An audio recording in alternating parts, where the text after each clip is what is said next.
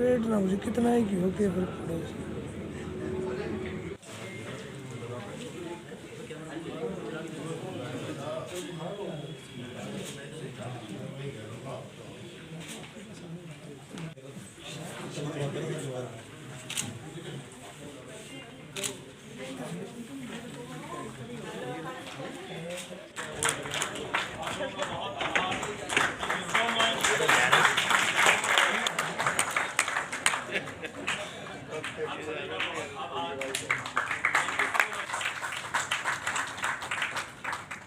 और कहा जाता है कि हर सफल व्यक्तित्व के पीछे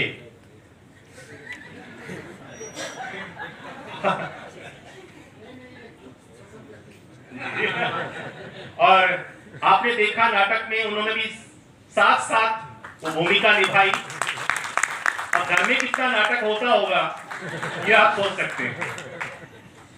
तो मैं एडीसी साहब से अनुरोध करूंगा कि हमारे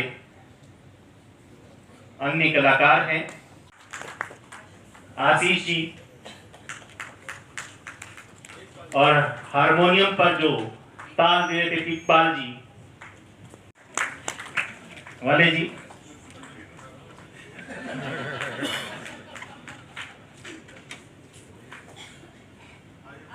आशीष जी,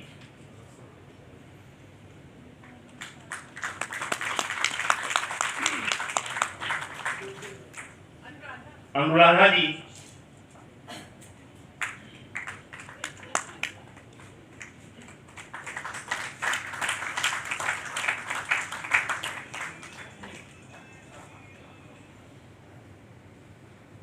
और उपायुक्त जी से अनुरोध है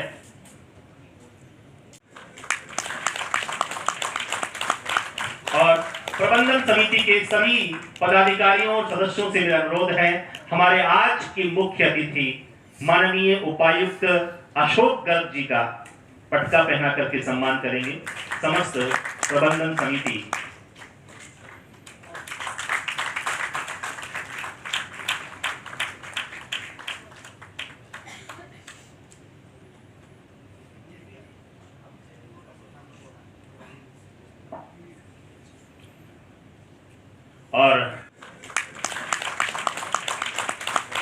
और प्रबंधन समिति के सभी पदाधिकारियों और सदस्यों से मेरा अनुरोध है, हमारे आज की मुख्य अतिथि माननीय उपायुक्त अशोक गर्ग जी का पटका पहना करके सम्मान करेंगे समस्त प्रबंधन समिति।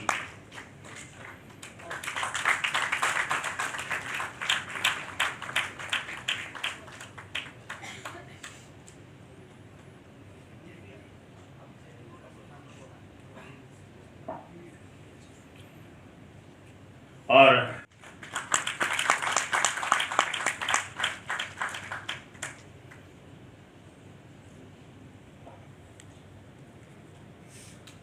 सुशील गर्ग जी,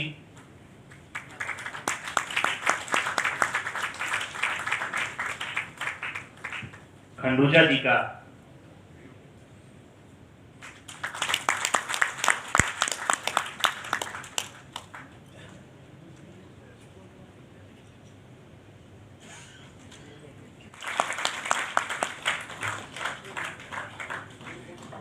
भाई मैं कसम से ये हॉल देख करके मैं दंग रह गया हूँ। ये हॉल रिपु दमन जी मैं बहुत बधाई देता हूँ। रेवाड़ी जैसी जगह पे मुझे उम्मीद में हरियाणा में कहीं भी ऐसा हॉल नहीं बता दूंगा। शाम को 6 बजे नारदजी.com जिसका लेखन मैंने किया है, इसका डायरेक्शन किया है और इसमें अभिनीत भी करता हूँ। वैसे इसमें 8 से 10 लोग हैं जो मेरा साथ देते हैं। डॉक्टर कीर्ति यहाँ बैठी हैं, काफ़ी ज़्यादा इसमें पार्टिसिपेट करते हैं। ये एक्चुअली नारदजी.com एक जर्नी है, ये नाटक नहीं है, ये एक व्यथा है। लेकिन ये व्यथा का पता देखने के बाद ही चलता है कि ये व्यथा क्या है। मैं शब्दों में तो नहीं बता पाऊँगा कि ये व्यथा क्या है, लेकिन है ये व्यथा। हाँ, ये हम सबकी है, प्राणियों की व्यथा है। इसकी ब्रीफिंग ये है कि पृथ्वी ग्रह पे नारद जी आ रहे हैं और कह रहे हैं प्रभु मज़ा लेने भेजा था इसको आपने, ये कर क्या रहा। आप तो बोले थे आनंद ले आ, तेरे लिए स्वर्ग बना देता हूँ। तेरी हमेशा ही स्वर्ग की कामना नहीं, क्या ये मज़ा ले रहा है क्या? चलूँ प्रभु देखूँ और आपको बताऊँ ये मज़ा ले रहा है। तो बस 6 बजे नारद जी रेवाड़ी के जैन ऑडिटोरियम में उतरेंगे और बताएंगे कि ये मज़ा ले रहा है। ये इसकी ब्रीफिंग। और इसमें कलाकार, इसमें मेरी सोलो है ये, और इसमें मेरे साथ साथी हैं मेरे 8 लोग और हैं इसमें, क्योंकि इसमें मेरे साथ में लाइव म्यूज़िक है, कविताएं हैं, श्लोक हैं संस्कृत में, आला में बहुत मीठा हम गाते हैं, वो सब मिला के हम, क्योंकि सब कुछ लाइव है इसमें, कुछ भी ऐसा रिकॉर्डेड और वो नहीं है, सब कुछ लाइव है। तो 8 लोग हैं टोटल मिला के इसमें, और लगभग 1.5 घंटे की अवधि है। तो सर क्या सोच के बनाया ये नारद जी टॉक? हाँ, क्या सोच के बनाया, सही से लंबा 5 साल लग गए। जो सोच रहा था क्या वो सही है इसको जानने में, सब कुछ था और हम लोग सब कुछ प्राप्त करते जाते हैं। टोटल हम जहाँ से चलते हैं और जहाँ हम पहुँचे हैं आज तक, मुझे नहीं लगता कि कुछ ऐसा रह गया हो जो प्रभु ने ना दिया हो। हम बहुत नहीं कल्पना करते कि वहाँ तक पहुँचेंगे। सबको सब कुछ मिला और खुश होकर नहीं सोए, मज़ेदार ज़िंदगी नहीं सो रहे, आनंद में नहीं रह रहे। वो क्या कारण रह गया? कारण क्या रह गया? उस आनंद में कमी कहाँ रह गई? बस यही सोच थी उसके पीछे नारद जी डॉट कॉम बना कि क्यों नहीं हम आनंद में रह रहे। ये एक थॉट है इसके पीछे। मैंने बहुत से लोगों से पूछा, मुझे लगा मुझे ही ऐसा लग रहा है कि मैं बहुत आनंद में नहीं हूँ। मैंने बहुत से लोगों से फिर पूछा जो मुझे लगता था कि बहुत आनंद में होंगे, ये शायद बहुत पैसे वाला आदमी या बहुत बड़ा अफसर या बहुत बड़ा डॉक्टर। मैंने सबसे बहुत ज़्यादा अच्छे से पूछा तो मुझे लगा नहीं कि कोई भी आनंद में है। तो बस इस रचना का जन्म। नारद जी के बारे में तो माना जाता है भी नारद जी इधर से उधर खबरें पहुंचाते थे जी, बस, और इससे ज़्यादा तो यही काम तो कर रहा हूँ। वो बिठवाने का काम भी तो कर बिड़वाने का ही कर रहा हूँ। आप आइए शाम को, बिढ़ा ही रहे हैं पूरी तरह से, अच्छी तरह से। कम बिठाते थे नारद जी, मैं पूरी तरह से बिठा रहा हूँ। आपके सामने इतने सारे नारद जी बैठे हुए हैं। ये तो वो वाले बड़े वाले नारद हैं, इनको तो सत प्रणाम। बड़ी पीढ़ी के। हाँ, बड़ी पीढ़ी के नारद। कुछ देर पहले बात कर रहे थे थिएटर की ना, हाँ, तो उनको देखिए क्या है, परफॉर्मिंग आर्ट जो है ना, उसकी अपनी समस्याएं हैं। परफॉर्मिंग आर्ट इस युग में, जबकि हम वो एक जियो के माध्यम से जी रहे हैं, मतलब हम कैसे जी रहे हैं, हम इसके माध्यम से जी रहे हैं। तो जब यहाँ हैं तो लोगों तक, ऑडिटोरियम तक जाना, पहुँचना, क्योंकि परफॉर्मिंग आर्ट की अपनी एक समस्याएं हैं।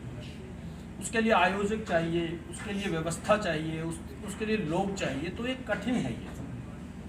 रही बात हरियाणा के रंगमंच की और कला की, ऐसा नहीं है कि सरकार मदद नहीं करती, मैं नहीं मानता ये बात। सरकार मदद कर रही है, कला का भी सर्जन हो रहा है। इसकी एक अपनी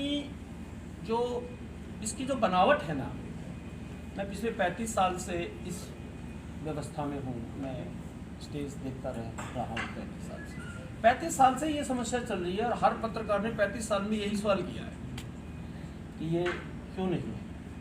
इसमें अगर जैसे आज रिपू दमन जी जैसे लोग, कमल जी जैसे लोग, और फिर सर रेवाड़ी का वो भाग्य है कि ऐसा डीसी रेवाड़ी के पास है। मैं तालियों के साथ चाहता हूँ कि मैं जब इस रचना का निर्माण कर रहा था तो बहुत सी बातें मैंने सर से की है, साझा की है, याद है आपको सर? बिल्कुल।